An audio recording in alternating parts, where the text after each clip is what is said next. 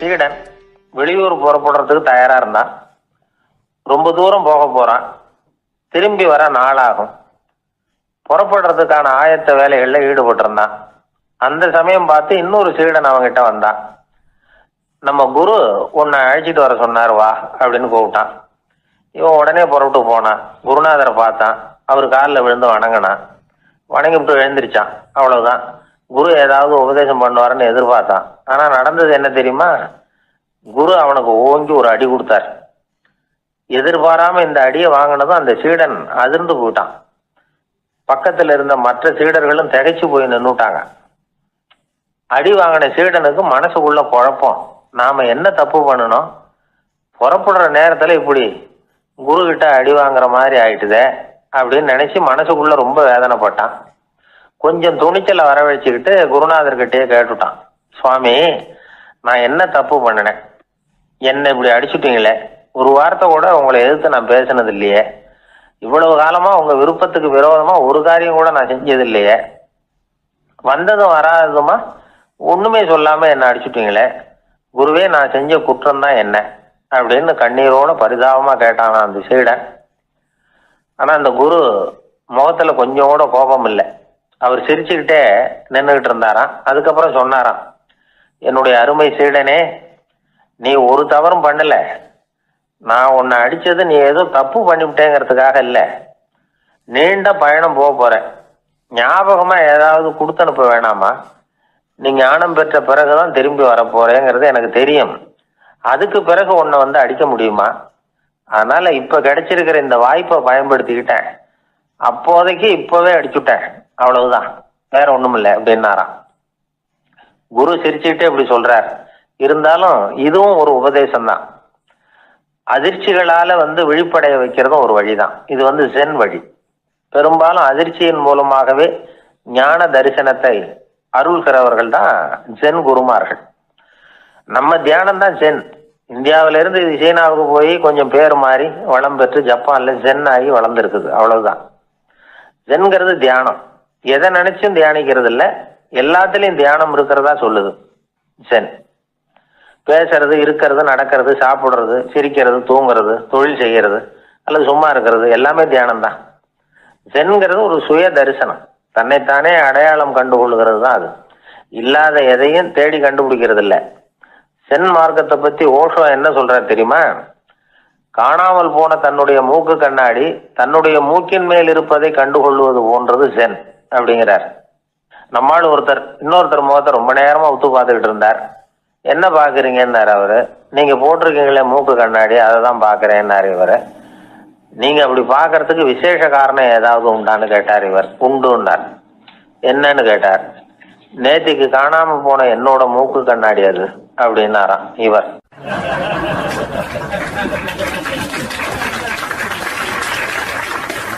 ஊர்ல ஒரு ஞானி இருந்தார். ஒரு நாள் அவரை தேடிட்டு ஒருத்தர் வந்தார். வந்தவர் ஞானியை பார்த்து ஒரு கேள்வி கேட்டார்.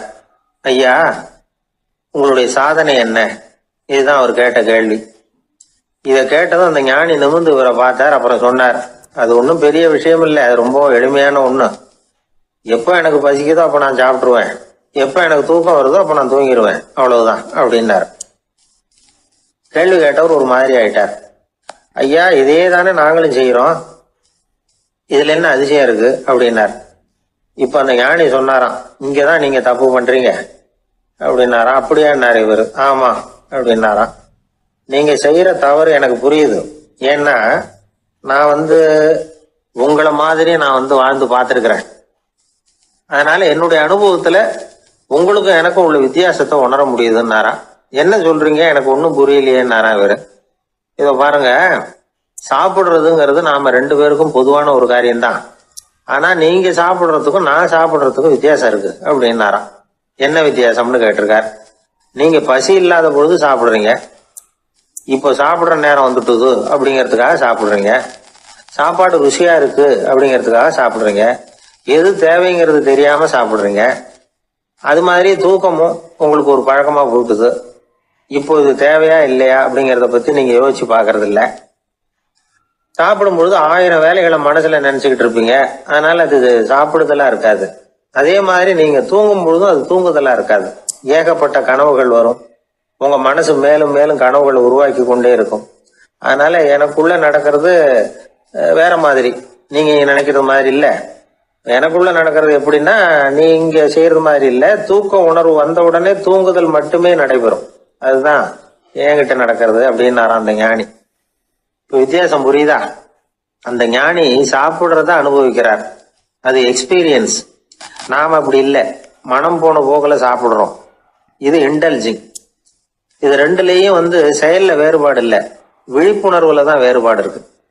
அவர் சாப்பிடும் பொழுது ஒரு சாட்சி மனோபாவத்தோட சாப்பிடுறார். எவ்வளவு தேவையோ அவ்வளவுதான் சாப்பிடுறார். ஏன்னா அவருடைய விழிப்புணர்வு முழுமையா செயல்படுது. அதனால அவர் சாப்பிடும் பொழுது நம்மை விட மகிழ்ச்சியா இருக்கிறார். நாம அப்படி இல்லை, வயிற்றை நிரப்புறதுக்காக சாப்பிடுறோம். இன்னும் சொல்ல போனா சாப்பிடும் பொழுது நாம அங்கேயும் இருக்கிறது இல்லை, எங்கேயோ போயிடுறோம். உடம்பு மட்டும்தான் அங்க இருக்கும். ஆனா ஞானி அப்படி இல்லை. அவர் சாப்பிடும் பொழுது சாப்பிடுதல் மட்டுமே இருக்கும். எந்த ஒரு செயலையும் விழிப்புணர்வோட செய்யலாம், மனம் போன போக்கிலையும் செய்யலாம். விழிப்புடன் செய்யறப்போ செய்யும் செயல் நம்ம அனுபவமாகிறது, அவ்வளவுதான். இதெல்லாம் பெரிய தத்துவம் மாதிரி தெரியும். இருந்தாலும் நாம புரிஞ்சுக்க வேண்டியது என்னன்னா, எந்த காரியத்தை செஞ்சாலும் அதுல முழு ஈடுபாடு வேணுங்கிறது முக்கியம். அந்த அளவுக்கு முதல்ல நம்மளை மாத்திக்கிட்டா போதும். ஆனா நம்ம ஆளுங்க அந்த அளவுக்கு இருக்கிறது இல்ல, எல்லாமே அரைக்குறை தான். கேட்டா ஞாபகம் மருதி. ஒருத்தன் என்ன பண்ணானா, விமான டிக்கெட் வாங்கிக்கிட்டு ரயில்வே ஸ்டேஷனுக்கு வந்துட்டான். அப்புறம் தான் புரிஞ்சுது தவறுதெல்லாம் இங்க வந்துட்டோங்கிறது. உடனே அவசரமா விமான நிலையத்தை நோக்கி ஓடி இருக்கிறான். அங்க போய் கவுண்டர்ல கேட்டிருக்கான், மேடம் நான் தவறுதலா ரயில்வே ஸ்டேஷனுக்கு போயிட்டேன், இப்ப விமானத்தையும் தவற விட்டுட்டேன், அடுத்த பிளைட்ல எனக்கு இதை மாத்தி தர முடியுமான்னு கேட்டிருக்கான். முடியாதுன்னாங்களாம் அந்த அம்மா. ஏன்னு கேட்டானா, ஏன்னா இப்ப நீங்க வந்திருக்கிறது பஸ் ஸ்டாண்டு அப்படின்னாங்களாம்.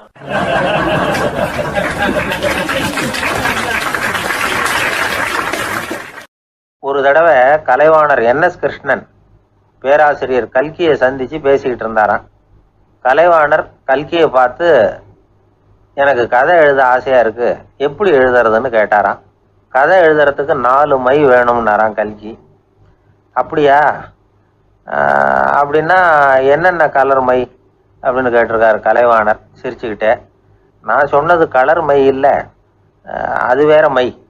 அதாவது கதை எழுதுறதுக்கு தேவைப்படுகிற 4 மை எதுன்னா, 1 திறமை, 2 பேணாமை, 3வது தனிமை, 4வது பொறுமை அப்படின்னாராம். உடனே கலைவாணர், உங்க யோசனை அருமை அப்படின்னாராம். அதுதான் கலைவாணர். பொதுவா எழுத்தாளர்கள் எழுதுற மாதிரி நடந்துக்கிறது இல்லை. ஆனா கலைவாணர் என்ன சொல்லுவாரோ அதே மாதிரி நடந்துக்குவார். எல்லாருக்கும் எல்லாம் கிடைக்கணுங்கிற கருத்தை சினிமா படங்கள்ல வலியுறுத்துவார். அதே மாதிரி நடைமுறை வாழ்க்கையிலேயே எல்லாருக்கும் எல்லாமும் கொடுப்பார். பணம், பதவி, புகழ் இப்படி எதுவுமே இல்லாத ஒரு சாதாரண மனுஷனா இருந்தா கூட இவர் மனுஷனுக்கு கொடுக்குற மரியாதையில கொஞ்சமும் குறைச்சல் இருக்காது. இந்த குணம் சாதாரணமா எல்லாருக்கும் இருக்கிறது இல்லை. அவரு சினிமா தியேட்டருக்கு போய் சினிமா பார்க்கறது வழக்கம். அவரு வந்திருக்கிறாருங்கிறது தெரிஞ்சா போதும், வெளியில பிச்சைக்காரங்க கூடிடுவாங்க. இது அவருக்கு தெரியும். வெளியில நம்மளை நம்பி ஒரு கூட்டம் காத்துக்கிட்டு இருக்குமேன்னு நினைப்பார். உடனே ஒரு 100 ரூபா நோட்டை கொடுத்து சில்லறையா மாத்திட்டு வர சொல்லுவார். படம் முடிஞ்சு வெளியில வர்றப்போ சில்லறையோட வருவார். எல்லாருக்கிட்டையும் கொடுத்துருவார். ஏன்னா எல்லாரும் தேடிட்டு வருவாங்க அவரை. என்ன எல்லாரும் சௌக்கியமா இருக்கிறீங்களா அப்படின்னு பிரியமா விசாரிப்பார். ஏதோ ரொம்ப நெருங்கின சொந்தக்காரங்களை விசாரிக்கிறது மாதிரி விசாரிப்பாரு. தன்கிட்ட இருக்கிற சில்லறையை எல்லாருக்கும் சமமா பிரிச்சு கொடுத்துட்டு தான் அங்கிருந்து புறப்படுவார். ஒரு நாள் அது மாதிரி புறப்படுற சமயத்துல ஒரு சின்ன பையனுக்கு சில்லறை எதுவும் கிடைக்கல கொடுக்கறதுக்கு. இது கலைவாணருக்கு தெரியாது. கார்ல ஏறி புறப்பட்டு போயிட்டார். அந்த பையன் காரை பிடிச்சிக்கிட்டு பின்னாடியே ஓடியாந்துருக்கிறான். ஐயா, நீங்களே இல்லைன்னு சொன்னா நான் என்ன பண்றது, இன்னைக்கு பட்னி தான், அம்மாவுக்கு வேற உடம்பு சரியில்லை அப்படின்னு கத்திக்கிட்டே ஓடியாந்தானா. கலைவாணர் கவனிச்சுட்டார். உடனே காரை நிறுத்த சொன்னார். இறங்கினார். அந்த சின்ன பையனை கட்டி பிடிச்சிக்கிட்டு, என்னை மன்னிச்சுக்கப்பா, நான் கவனிக்காம வந்துட்டேன் அப்படின்னு சொல்லி அழ ஆரம்பிச்சுட்டாராம்.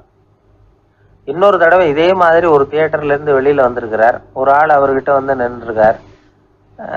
அவர் கொடுக்கறதுக்கு இவர்கிட்ட பணம் இல்லை. பணம் இல்லையாப்பா அப்படின்னாராம். உங்ககிட்டயே இல்லையா அப்படின்னாராம் அவரு. கலைவாணருக்கு மனசு ரொம்ப சங்கடமா போச்சு. உடனே புறப்பட்டு வீட்டுக்கு போனார். அங்க இங்க தேடி பார்த்து அங்க இருந்த கொஞ்சம் நெஞ்ச சில்லறையை எடுத்தார். காரு டிரைவரை கூப்பிட்டார். தியேட்டர் வாசல்ல நின்றுகிட்டு இருந்த ஆசாமியோட அங்க அடையாளங்களை சொன்னார். காரை எடுத்துட்டு போய் அந்த ஆளை கண்டுபிடிச்சி இந்த காசை கொடுத்துட்டு வா அப்படின்னு அனுப்பி வச்சாராம். பிச்சை போடுறதுக்காக காரை அனுப்புனதாக வேற யாரை பத்தியாவது நீங்க கேள்விப்பட்டிருக்கிறீங்களா? அவர் ஒரு வித்தியாசமான மனிதர், வித்தியாசமான கலைஞர். கலைவாணரோட சகோதரர் கல்யாணம் நடந்தது. அதுல தியாகராஜ பாகவதர் கச்சேரி முடிஞ்ச உடனே அதுல சம்பந்தப்பட்ட கலைஞர்களுக்கெல்லாம் கலைவாணர் பரிசுகள் கொடுக்குறார். அந்த கச்சேரியில கடம் வாசிச்சவருக்கு மட்டும் மற்ற எல்லாருக்கும் கொடுத்ததை விட பெருசா ஒரு வெள்ளி கோப்பையை பரிசா கொடுத்தாராம். மற்றவங்களுக்கெல்லாம் சின்னதா கொடுத்துட்டு கட வித்துவானுக்கு மட்டும் பெருசா பரிசு கொடுக்குறீங்களே ஏன்னு கேட்டிருக்கிறாங்க. அதுக்கு கலைவாணர் விளக்கம் கொடுத்தாராம். இப்பெல்லாம் ரயில்ல கூட்டம் அதிகங்கிறது உங்களுக்கு எல்லாருக்கும் தெரியும். இந்த வித்துவான் இவ்வளவு பெரிய மண்பானைய ரயில்ல ரொம்ப பத்திரமா உடையாம ரொம்ப தூரத்துல இருந்து கொண்டு வந்திருக்கிறாரே, அது என்ன சாமான்யமான காரியமா? அவரோட அந்த சாமர்த்தியத்தை பாராட்டுறதுக்காக தான் அவருக்கு இவ்வளவு பெரிய பரிசு அப்படின்னாராம்.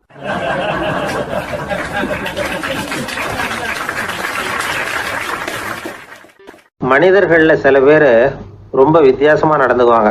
மற்றவங்களுக்கு அது ரொம்ப ஆச்சரியமா கூட இருக்கும். அந்த ஆள் ஒரு மாதிரி பார்த்து நடந்துக்கோ அப்படின்னு கூட சொல்றது உண்டு. இவங்களை பார்த்து நாம பித்து குளியும்போம். உளவியல் இவங்களை எக்ஸென்ட்ரிக்ஸ் அப்படின்னு சொல்லுது. இவங்களை மனநோயாளிகள்னு தவறா புரிஞ்சுக்க கூடாது. அவங்க வேற இவங்க வேற. எக்ஸென்ட்ரிக்ஸ் பத்தின சில விவரங்கள் ஒரு புத்தகத்துல இருக்கு. அதாவது ஸ்காட்லாந்துல ஒரு உளவியல் மருத்துவர் அதை எழுதியிருக்கிறார். அவர் பேரு டாக்டர் டேவிட் வீக்ஸ். அவருக்கு ஒரு உதவியாளர் இருந்தாராம். அவர் பேரு கேட் வுட். இவங்க 2 பேரும் சேர்ந்து இங்கிலாந்து பூரா சுத்தி பார்த்துருக்காங்க. 3 வருஷம் சுத்தினாங்களாம். நான் சொன்னது மாதிரி ஒரு மாதிரியா இருக்கிற ஆசாமிகள் பல பேரை சந்திச்சு பேசி அவங்கள பத்தி ஆய்வுலாம் நடத்தி இருக்கிறாங்க. அப்படி நடத்தி அதை ஒரு புஸ்தகமா எழுதியிருக்கிறாங்க. நிறைய பேசி பார்த்துட்டு அவங்க சொல்லியிருக்கிறத கேட்டா ரொம்ப ஆச்சரியமா இருக்குது. நாம இவங்களை பார்த்து பித்துக்குழிங்கிறோம், எக்ஸென்ட்ரிக்ஸ் அப்படின்னு சொல்றோம், கிண்டல் கூட பண்றோம். ஆனா அவங்களோட அறிவு ரொம்ப தெளிவானதான். இந்த ஆராய்ச்சியாளர்கள் சொல்றாங்க. அவங்க உடல் நலமும் ரொம்ப நல்லா இருக்குதான். உடம்புலயும் எந்த கோளாறும் இல்லையா. அவங்களுக்கு மகிழ்ச்சியும் அதிகமா, ஆயுளும் அதிகமா. அவங்கள பல பேர் என்ன சொல்றாங்கன்னா, நீங்க நினைக்கிறது மாதிரி இல்லை நாங்க, ஆனா நாங்க மற்றவங்கள்ல இருந்து வேறுபட்ட தன்மை உள்ளவங்க அப்படிங்கிறத ஒத்துக்கிறாங்களாம். இந்த உலகம் பிறந்ததுல இருந்தே இப்படிப்பட்ட வித்தியாசமான ஆசாமிகளும் பிறந்திருக்கிறாங்க. சரி, அப்படிப்பட்டவங்க எப்படி இருப்பாங்க? இப்ப ஒரு மகாராஜா தன்னோட நாய்க்கு லட்சக்கணக்கில் பணம் செலவு பண்ணி கல்யாணம் பண்ணி வச்சிருக்கிறார். ஒரு கோடீஸ்வரர் தான் வளர்த்துக்கிட்டு இருந்த பூனைகளுக்கு தன்னோட சொத்து பூராவும் எழுதி வச்சிருக்கிறார். இது மாதிரி ஒருத்தர் 2 பேர் இல்லை, நிறைய பேர் உண்டு. சில பேர் எப்படி தெரியுமா? அவங்களுக்கு வசதியில் எந்த குறையும் இருக்காது. வீடு, காரு, பணம் எல்லாம் தாராளமா இருக்கும். அப்படி இருந்தாலும் அவங்க கிட்ட ஒரு பழக்கம் இருக்கும். யாராவது ஒரு நண்பர் வீட்டு விசேஷத்துக்கு போயிருப்பார், இல்லைன்னா ஒரு கடைக்கு போயிருப்பார். அவங்க ரொம்பவும் மரியாதையா வரவேற்று எல்லாம் பண்ணிட்டு இருப்பாங்க. ஆனா இவரு அவங்களுக்கு தெரியாம ஏதாவது ஒரு பொருளை திருடி பாக்கெட்ல போட்டுட்டு வந்துருவார். அப்படி வந்தாதான் இவருக்கு திருப்தி. பல பேர் அவங்க வளர்த்த பிராணிகளுக்கு பளிங்கு கல்லால சமாதி கட்டி வச்சிருக்கிறாங்க. இப்படிலாம் பண்றாங்க. பல பேர் அவங்களுக்கு பிடித்தமான ஒருத்தர் எப்படியோ அதே மாதிரி தலைமுடி, தாடி வச்சுக்கிறது, உடை உடுத்திக்கிறது, மலை குகையில போய் குடியிருக்கிறது, இப்படி எவ்வளவோ வினோதமான நடவடிக்கைகள். இவங்களையெல்லாம் ஆய்வு பண்ணின டாக்டர் வீக்ஸ் என்ன சொல்றாரு தெரியுமா? பொதுவா இவங்க உயர்ந்த புத்திசாலிகளா இருக்கிறாங்க. ஒருமைப்பட்ட மனம், கருமையுமே கண்ணான பண்பு, தனிமையை நாடுற மனப்பான்மை எல்லாம் இவங்களுக்கு உண்டு. அவங்கள பல பேர் அவங்க பெற்றோருக்கு முதல் குழந்தை அல்லது ஒரே குழந்தை இப்படிதான் இருக்கிறாங்க. இது மாதிரியானவங்க பெண்கள் 1 பங்குன்னா ஆண்கள் 2 பங்கு. இவங்கெல்லாம் ஆக்கப்பூர்வமான செயல் செய்யறாங்க. அப்படிப்பட்டவங்களா தான் இருக்கிறாங்க. அடுத்தவங்க கிட்ட அன்பு காட்டுறவங்களா இருக்கிறாங்க, உற்சாகம் ஊட்டுறவங்களா இருக்கிறாங்க. அவங்களுடைய ஆக்கப்பூர்வமான பணிகளுக்கு ஊக்கம் கொடுத்தா அவங்க மன சந்தோஷமும் உடல் நலமும் பெருகும், ஆயுளும் கூடும். இதெல்லாம் அந்த டாக்டருடைய கண்டுபிடிப்பு. பித்துக்குழித்தனத்துக்கும் மனநோய்க்கும் வித்தியாசம் உண்டுங்கிறத சொல்றதுதான் இந்த தகவல். அதனால 2ம் ஒண்ணுன்னு நினைச்சிடக்கூடாது. ஒரு நண்பன் ஒருத்தனை பத்தி சொல்றோம். அவன் எந்த வகைன்னு நீங்களே முடிவு பண்ணுங்களேன். அவன் வந்து ஒரு கல்யாண வீட்டுக்கு போய் சாப்பிட்டுட்டு வெளியில வந்தோம். அவன் கூட வெளியில வந்த உடனே ரொம்ப நேரமா தன்னோட செருப்பை தேடிட்டு இருந்தான். என்னப்பா இன்னுமா உன் செருப்பு கிடைக்கல அப்படின்னு